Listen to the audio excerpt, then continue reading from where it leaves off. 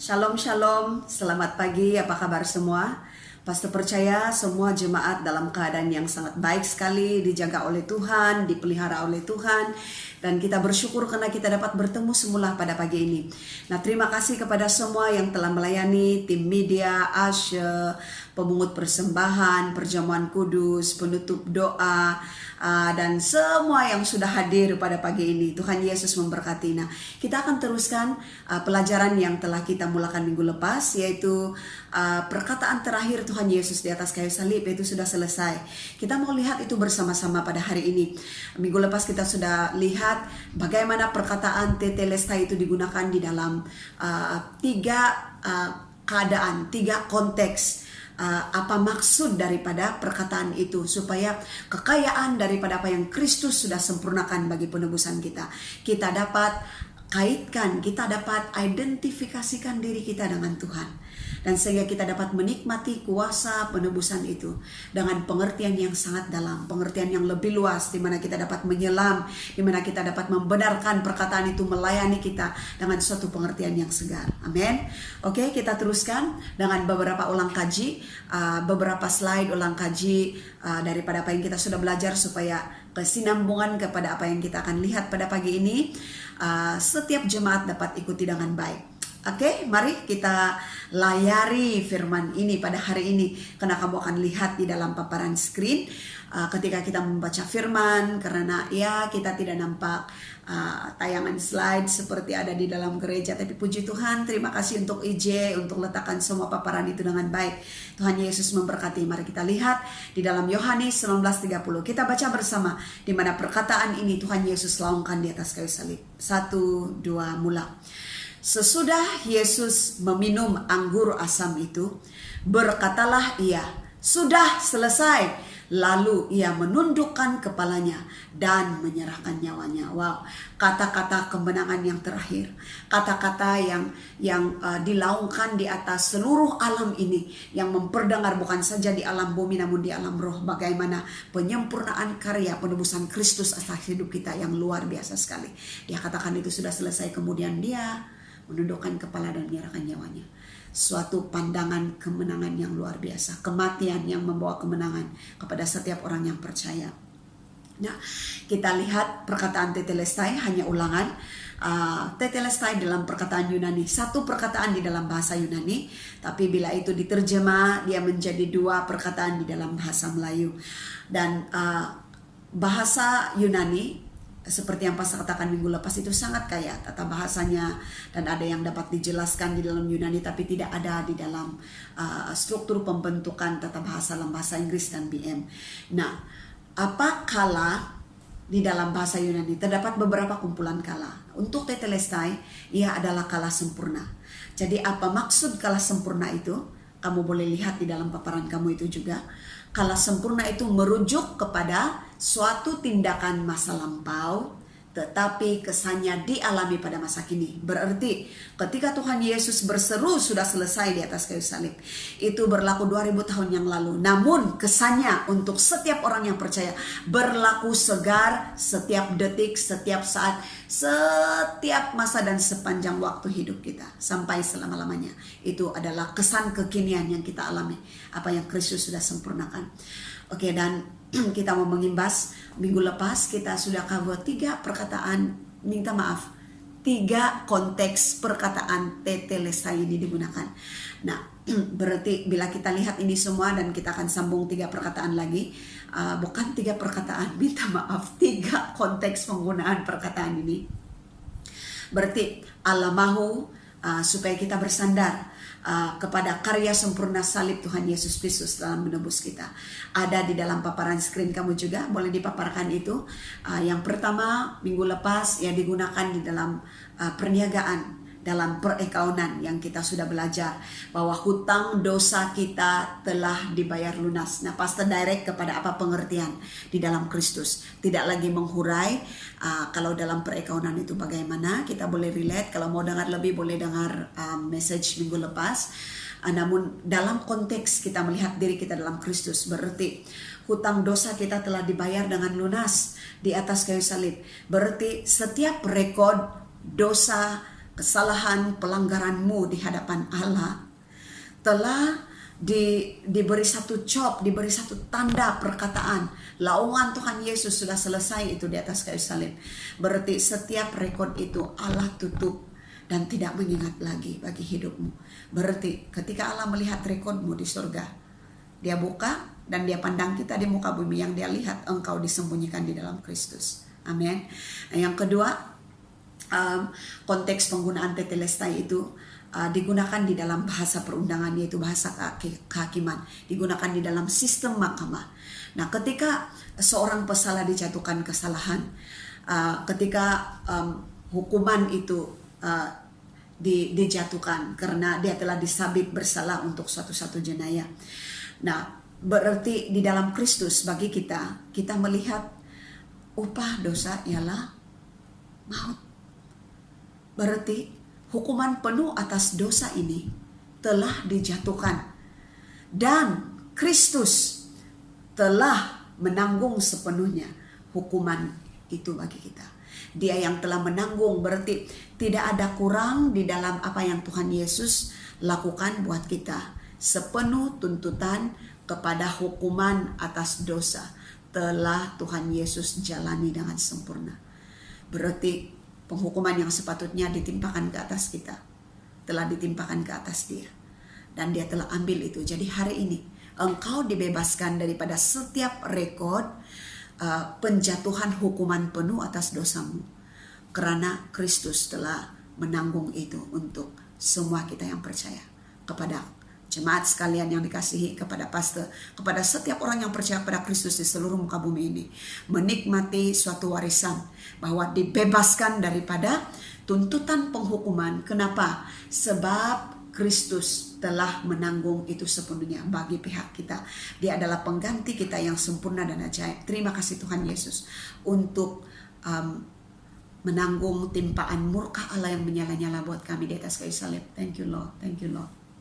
Nah, yang ketiga, di dalam bahasa ketenteraan tetelestai itu digunakan bahwa dia akan minta maaf. Pastor reverse dulu yang kedua itu, karena Kristus sudah tanggung seperti penjenayah di muka bumi dalam sistem kerajaan Romawi itu. Apabila seorang pesalah itu dibebaskan karena dia telah menanggung, menjalani sepenuhnya hukuman yang telah dijatuhkan ke atas dia, contohnya dimasukkan ke dalam penjara, kan dia punya surat hutang itu dipakukan di atas pintu penjara. Setiap orang yang lalu lalang melihat kepada rekod jenayahnya itu dan apa bentuk hukumannya, ketika dia keluar, surat hutang itu akan dipalang dengan perkataan tetelestai. Jadi setiap kali dia dituduh, dia hanya perlu tunjukkan bahwa dia telah menjalani penghukuman itu dengan sempurna, tidak ada yang kurang. Jadi hari ini kalau kita dituduh, hati nurani kita merasa tidak bebas, dan ada orang yang menuduh kita ataupun pikiran kita, apa yang kita perlu lakukan, atau iblis menuduh kita, kita hanya perlu tunjukkan, Tuhan Yesus katakan sudah selesai, bahwa dia adalah bukti daripada bukti nyata. Pembayarannya itu, kebangkitannya itu adalah resep kenapa kita boleh dibenarkan oleh Allah. Nah, yang ketiga, dalam bahasa ketenteraan, setiap kali mereka menang, kalau pihak yang menang atas peperangan, mereka akan laungkan, mereka akan serukan tetelestai, berarti kemenangan puncak terakhir telah didapatkan, dan mereka akan serukan tetelestai ini sebagai seruan kemenangan bahwa mereka telah menang perang tersebut. Jadi bagi kita umat percaya di dalam Kristus Yesus, berarti setiap peperangan, pertempuran melawan iblis, dosa, maut telah dimenangi sepenuhnya oleh Kristus buat setiap orang yang percaya. Amin. Dan karena dia telah menang, ada suatu yang luar biasa berlaku.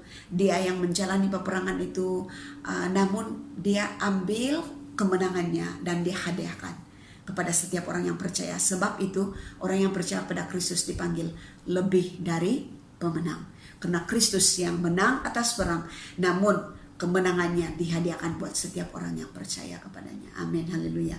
Nah, kita akan teruskan untuk melihat konteks penggunaan perkataan tetelestai yang keempat, yaitu yang digunakan oleh seorang hamba.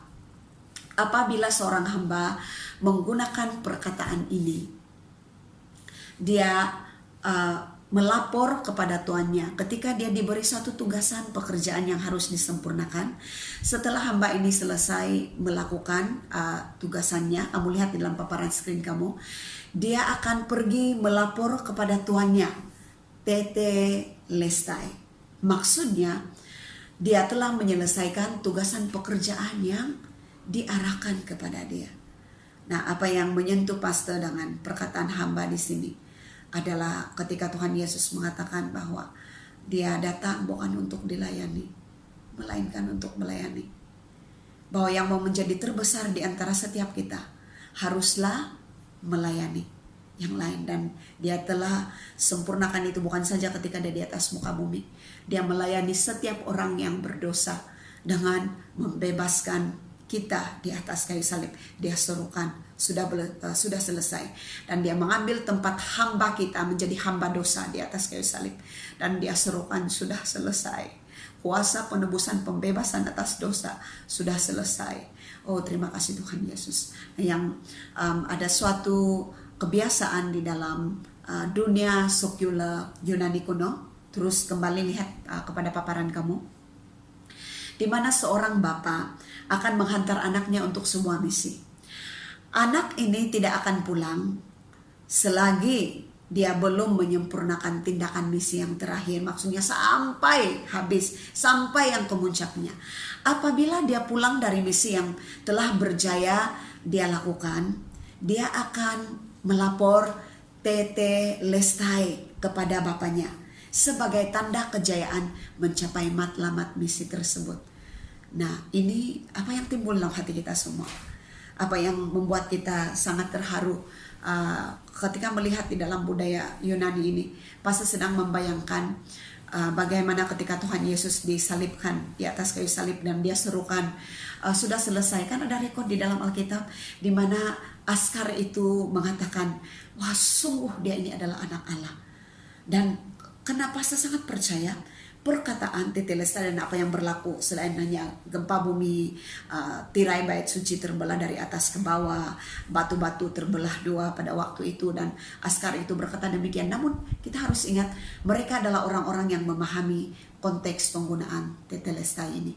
Dan ketika dia dengar Tuhan Yesus berkata sedemikian, tetelestai, berarti dia sudah serukan, dia telah berjaya, dia telah habisi kuasa penebusan kepada setiap orangnya, setiap manusia. Sebenarnya tidak ada manusia yang tertinggal ditebus, tapi yang menerima setiap warisan keselamatan, kemenangan itu adalah orang yang percaya. Hanya orang yang mengambil keputusan untuk percaya. Sebab itu kita dipanggil untuk memberitakan berita baik ini kepada semua orang. Pastor dorong, ambillah waktu-waktu masa PKP ini untuk memberitakan itu, bermula di dalam isi keluargamu. Tanam itu di dalam isi keluargamu. Saling mengingatkan firman yang telah kita dengar di dalam Kristus.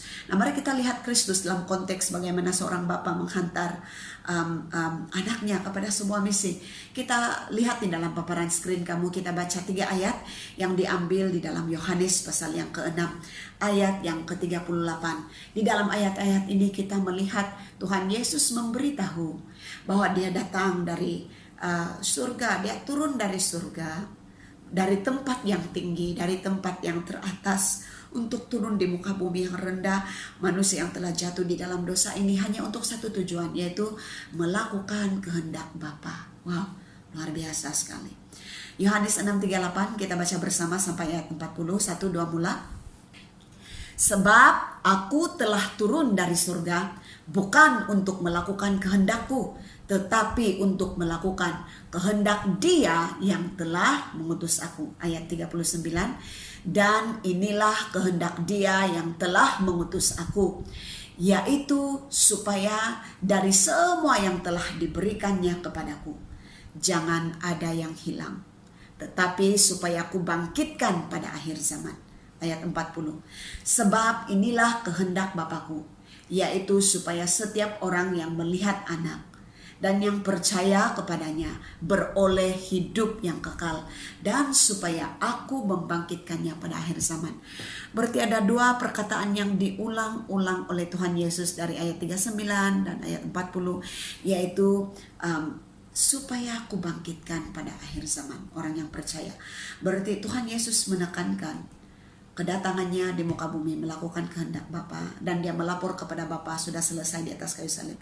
Berarti setiap orang yang percaya pada karya itu mempunyai satu jaminan, engkau telah memiliki permulaan hidup yang baru, yang bukan hanya baru di dunia ini sebagai lahir baru, tetapi baru di dunia yang akan datang. Maksudnya bila kita meninggalkan dunia ini, kematian itu bukanlah pengakhiran hidup kita. Kematian adalah pemindahan untuk masuk kepada hidup yang kekal. Itu adalah batu loncatan untuk dimana apa yang Kristus katakan, aku akan bangkitkan dia pada akhir zaman, itu berlaku kepada setiap orang yang percaya pada dia. Adakah itu satu berita yang sangat baik untuk kita? Mari beritakan berita baik itu kepada orang lain. Nah, oke, kita akan lihat penggunaan perkataan yang konteks tetelestai yang kelima. Ia digunakan oleh seniman. Nah, jika seniman itu adalah seorang pelukis, kamu boleh lihat di paparan kamu. Kalau seniman itu seorang pelukis, ketika dia mengamati mungkin salah satu daripada karya lukisan yang telah selesai, dia akan mengatakan tetelestai. Maksudnya, sudah tidak ada apa-apa lagi yang dapat dia tambahkan kepada karya itu, karena karya itu sudah cukup sempurna dan lengkap. Apa yang kita dapat pelajari di sini dalam konteks kita melihat karya Kristus, apa yang Tuhan Yesus sempurnakan di atas kayu salib selalu dirujuk sebagai satu karya yang agung, suatu perbuatan yang agung, bahwa karya itu sangat sempurna sehingga tidak ada yang kita dapat tambahkan bagi menyempurnakan lagi karya itu, karena karyanya sudah sangat sempurna. Sebab itu dia katakan tetelestai di atas kayu salib. Kita teruskan perkataan yang keenam, yaitu perkataan konteks penggunaan perkataan yang digunakan. Yang terakhir yang akan kita lihat, perkataan yang terakhir yang akan kita lihat ini, yaitu digunakan oleh seorang juru bina. Oke, nanti selepas ini kita akan ada kesimpulan. Kita cover dulu ini. Selalu digunakan oleh seorang juru bina. Nah, ketika seorang juru bina, kamu boleh nampak itu di paparan screen kamu. Ketika seorang juru bina menyerahkan kunci sebuah bangunan yang telah disiapkannya, dia akan menggunakan perkataan tetelestai ketika dia menyerahkan kunci itu. Luar biasa. Apa maksudnya ketika seorang juru bina mengatakan itu? Maksudnya dia telah membina dan menyempurnakan segala spesifikasi pembinaan bangunan tersebut seperti pelan lukisan bangunannya. Sempurna, tidak ada yang kurang. Berarti kalau ya dilukis ya harus dibuat demikian dan demikian dan demikian. Semua dibuat sangat sempurna sekali menurut pelan bangunan tersebut. Kita akan simpulkan apa yang telah kita belajar hari ini, yang telah kita sambung 3 perkataan itu. Bukan 3 perkataan, 3 konteks penggunaan perkataan tetelestai ini.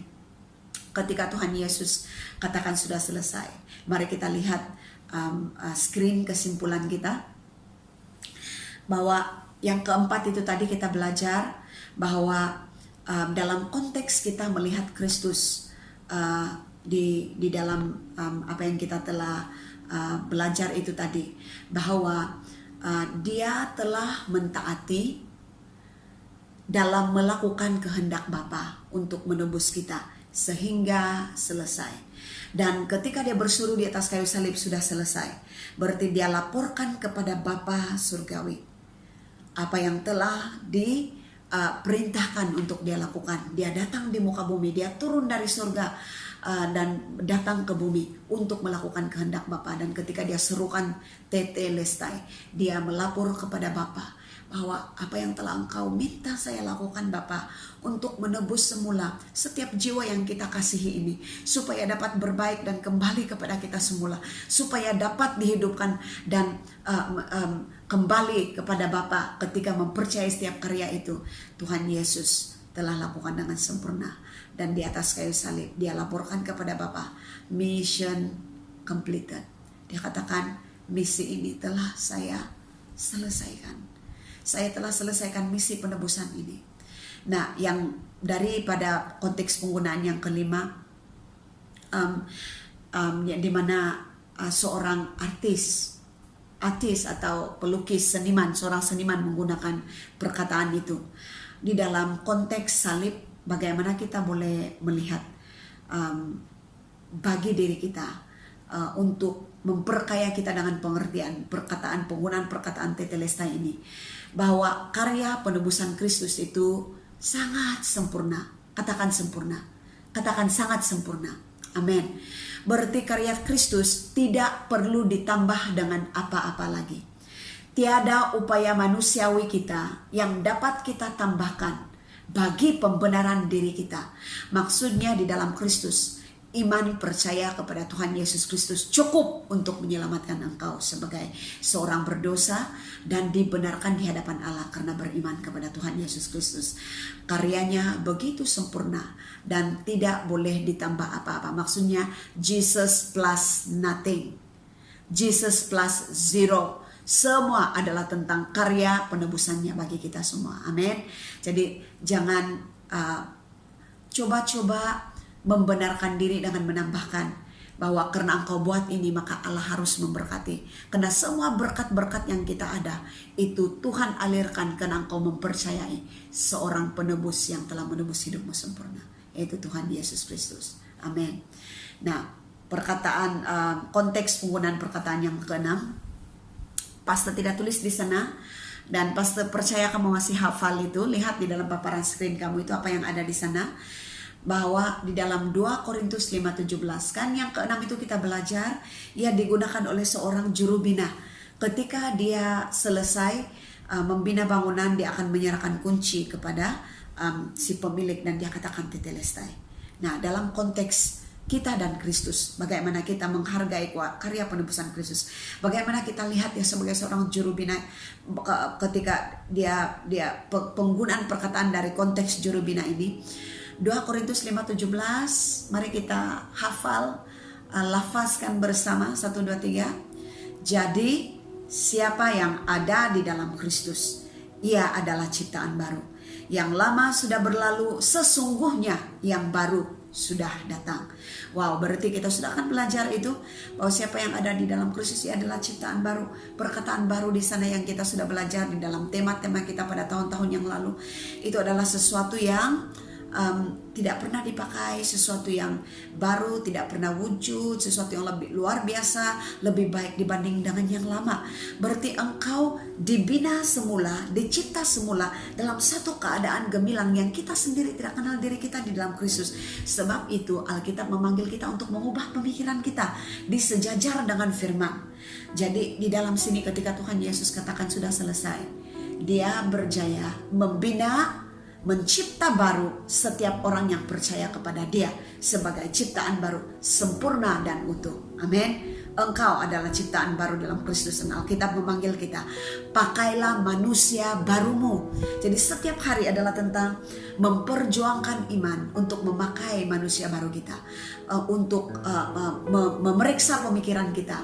Adakah kita memakai manusia lama kita? Lupa pula bahwa itu sudah mati. Jangan lagi pakai benda-benda yang sudah mati, tapi gantilah dirimu dengan memakai pemikiran Kristus, melihat bahwa engkau adalah ciptaan baru di dalam dia.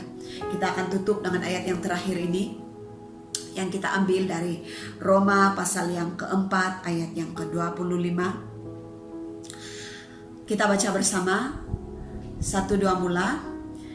Yang diserahkan karena pelanggaran-pelanggaran kita, dan yang dibangkitkan demi pembenaran kita. Nah, lihat ayat itu sejak ayat Roma 4:25 itu, yang diserahkan karena pelanggaran-pelanggaran kita dan yang dibangkitkan demi pembenaran kita.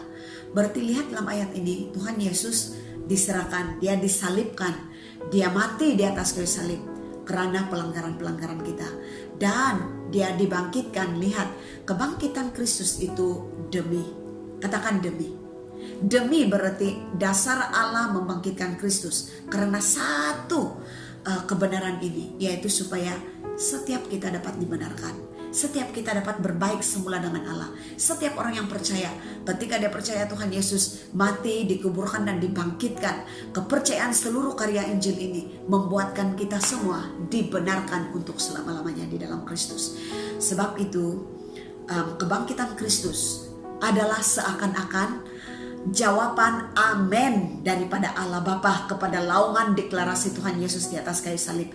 Ketika dia katakan sudah selesai, kebangkitan Kristus, ketika Allah membangkitkan Kristus pada hari ketiga, itu adalah bahasa amin dari Allah Bapa kepada seruan sudah selesai anaknya. Karena di dalam kebangkitan Kristus, disitulah dasar pembenaran kita. Dosa ditamatkan, kita dibangkitkan sebagai, diistiharkan sebagai orang benar dan diterima oleh Allah sampai selama-lamanya. Haleluya. Jadi hari ini kalau ada orang yang merasa bahwa dia tidak pasti, dia tidak ada jaminan keselamatan. Benarkah pastor, saya ini dapat diselamatkan? Saya nampak diri saya ini kan tidak cukup sempurna, banyak kegagalan. Saya baru marah istri, saya baru marah suami, saya baru marah anak-anak, saya baru melawan ibu bapak contohnya. Apa jaminan untuk orang-orang yang tidak sempurna seperti kita? Ingat, Kristus diserahkan karena pelanggaran-pelanggaran kita, dan dia dibangkitkan demi pembenaran kita.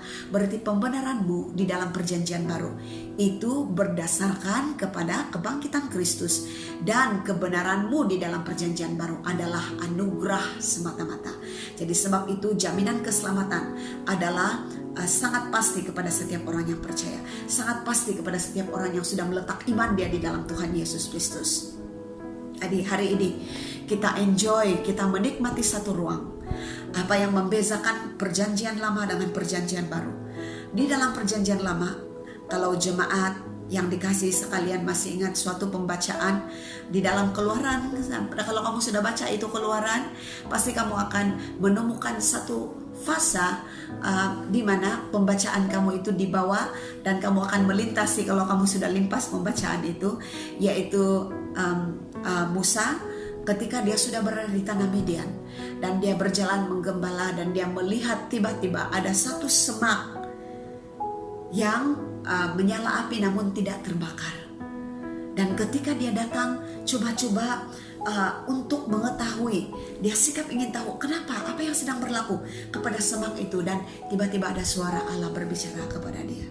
Dia bilang, kan tanggalkan sepatu. Tanggalkan, tidak boleh ada selipar lah kalau orang sama itu boleh paham. Tanggalkan sepatumu karena di tempat engkau berdiri adalah tanah yang kudus. Dulu kita tidak cukup kudus, harus tanggal itu, harus buat itu, buat ini. Itu di dalam perjanjian lama. Seperti yang Musa itu, dia tidak dibenarkan untuk datang, untuk memijak tempat yang kudus. Oke, tetapi bagi kita sebagai umat perjanjian baru, karena tetelestai, karena kebangkitan Kristus demi pembenaran kita, umat percaya itu berdiri di tanah kudusnya Allah. Berarti karena korban Tuhan Yesus Kristus telah Allah terima, korban Tuhan Yesus Kristus itu telah memuaskan kekudusan dan keadilan Allah. Dia puas kepada korban itu karena Kristus dia mendapat satu tempat, Allah mendapat satu tempat di mana dia dapat timpakan murkanya yang menyala-nyala. Dan dia telah habiskan murka itu, murka atas dosa, murka atas pelanggaran, dan murka atas segala yang telah memisahkan manusia dengan Allah. Maka Tuhan Yesus ketika setiap murka Allah itu telah dihabisi, dia katakan sudah selesai. Dan sebab itu ketika di dalam Kristus kita diterima oleh Allah, kita dapat berdiri di tempat yang kudus. Kamu ingat pembacaan di dalam Lukas ketika anak yang hilang itu kembali, dan Tuhan Yesus menggambarkan Bapa yang di dalam Lukas itu. Kalau kita tercari-cari di muka bumi ini, tidak ada Bapa di muka bumi itu. Kan dia ibaratkan itu, kerajaan surga itu seperti, dia katakan. Lalu dia ibaratkan tentang anak yang hilang. Ketika anak yang hilang itu pulang memberanikan diri untuk pulang karena lapar, walaupun motif itu salah. Asal engkau datang kepada Tuhan, engkau disambut dengan segala kemuliaan yang dia ada. Bahwa Allah sangat senang untuk menyambut kita pulang. Allah sangat senang untuk berkenan kepada orang yang percaya kepada apa yang Tuhan Yesus sudah lakukan. Dan karena setiap orang yang mempercaya itu, dia dapat alirkan berkat dengan cuma-cuma kepada setiap orang yang percaya. Berkat pengampunan, berkat keutuhan, berkat kesembuhan, berkat kemakmuran, berkat pemulihan dalam segala sesuatu. Jadi kita bersyukur apa yang berlaku kepada anak yang hilang itu. Anak yang hilang itu pertama sekali, sebelum dia mengatakan skrip yang dia mau katakan kepada bapaknya itu, telah tidak dapat dia habiskan skrip itu. Bagaimana mau habiskan skrip kerendahan hati manusia yang merendah diri, berarti maksudnya tidak ada yang dapat menambahkan kepada apa yang Tuhan Yesus sudah sempurnakan. Dan bapak itu mengatakan, beri sepatu kepada dia. Berarti dulu tidak boleh pijak, sekarang diberi tempat ruang untuk berpijak di ruang kudus. Ya Allah, karena korban Tuhan Yesus. Haleluya, terima kasih Tuhan. Di firman kita itu sampai di sini pada pagi ini, sehingga kita bertemu pada minggu yang akan datang. Kita akan sambung dengan karena semua yang berlaku, semua yang telah dilakukan kepada Tetelesta ini, apakah yang dapat kita nikmati, assurance apa, kepastian apa, itu kita akan lihat minggu depan. Oke, sampai jumpa minggu depan. Nah, sebelum pastor serahkan kepada pelayan yang seterusnya, pastor sangat senang untuk membawa kita semua jemaat yang dikasihi sekalian. Mari kita tundukkan kepala, tutup mata, mari kita berdoa bersama-sama untuk firman. Bapa di surga, terima kasih untuk firman-Mu. Terima kasih untuk korban Tuhan Yesus yang sempurna di atas kayu salib, yang telah datang untuk menebus kami, yang telah membayar dosa kami dengan lunas. Dan karena kelunasan itu, Engkau menutup setiap rekod jenayah ketidaktaatan kami, jenayah pelanggaran manusiawi yang layak untuk menerima hukuman yang kekal. Sehingga Tuhan, setiap bahagian penghukuman kami di neraka telah dihabisi penghukumannya pada Kristus. Sehingga Tuhan, neraka bukanlah halah tuju hidup kami, melainkan di surga kekekalan bersama dengan Engkau. Terima kasih, kami berkati setiap firman yang telah kami dengar pada hari ini. Setiap firman itu yang ditabur pada hati yang subur, pada tanah yang subur, pada pemikiran yang siap untuk menerima dan digoncang dan dibangun dan diubah. Kami berkati setiap firman itu untuk mengerjakan, berakar dalam, dan dia bertumbuh dengan subur, tinggi, kuat, sehingga dia membuahkan buah-buah kebenaran yang lebat dalam hidup kami. Sehingga kami bertemu di dalam ruang ibadah gereja, sehingga tamat PKP ini kami terus mengisytiharkan COVID-19 ini berlalu di dalam nama Tuhan Yesus Kristus. Kami memberkati setiap ruang PKP ini, bahwa ini adalah masa di mana keluarga di dalam GISM ini, gereja, setiap umat di dalam gereja ini Tuhan diberkati dengan suatu keutuhan pembinaan, pemulihan di dalam rumah tangga masing-masing. Bahwa as for me and my house, we will serve the Lord. Sehingga di dalam tema season 2 ini Tuhan, di mana kami dapat katakan, nyalakan apimu, terus membangun dan bekerja segenap hati. Itu menjadi sesuatu yang sangat nyata, bahwa tempo-tempo ini Engkau sediakan buat kami sebagai kelimpahan untuk bersedia menyalakan api, untuk terus membangun dan bekerja segenap hati ketika kami bertemu bersama di dalam ruangan gereja kami bersama. Terima kasih Tuhan, karena Engkau yang membendung setiap kerinduan kami untuk saling mengasihi, untuk saling bertemu, untuk saling melayani dengan dekat. Namun kami bersyukur untuk ruang di mana kami ada sebagai sebuah unit keluarga dan dapat bertemu walaupun hanya di dalam talian. Kami memberkati berkat damai, kebersaudaraan di dalam Kristus ini dengan kasih, damai sejahtera, kebenaran dan sukacita dalam nama Tuhan Yesus Kristus. Jemaat, engkau diberkati dengan iman, pengharapan dan kasih sepanjang tempo PKP ini. Sampai jumpa minggu depan. Pastor love you so much and Pastor miss you so much. In Jesus' name. Bye. Till I see you again next week. Shalom.